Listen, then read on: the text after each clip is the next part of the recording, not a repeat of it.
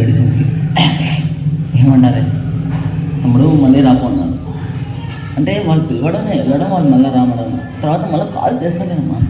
నాకు అర్థమవుతలేదు, ఏందో భయం అవుతుందమ్మా నాకు. అంటే